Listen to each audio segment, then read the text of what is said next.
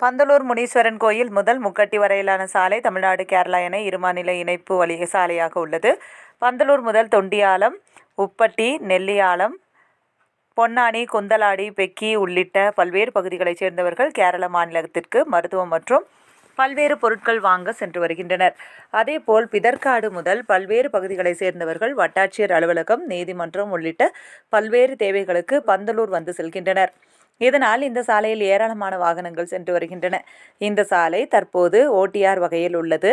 இதனால் வாகனங்கள் சென்று வர சிரமம் அளிக்கிறது. பல இடங்களில் மிகவும் குறுகலாக இருப்பதால் எதிரே வரும் வாகனங்களுக்கு வழிவிட இயலாமல் மிகவும் சிரமப்பட்டனர்.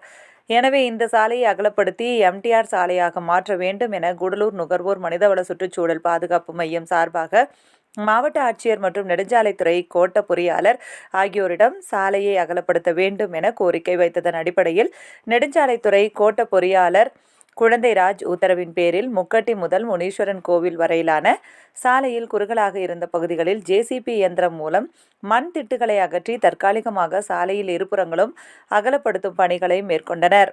இதனால் தற்போது வாகனங்கள் சென்று வர சிரமங்கள் குறைந்துள்ளன. எனினும் சாலையின் தரம் உயர்த்த வேண்டும் என பொதுமக்கள், வாகன ஓட்டிகள் கோரிக்கை விடுத்துள்ளனர்.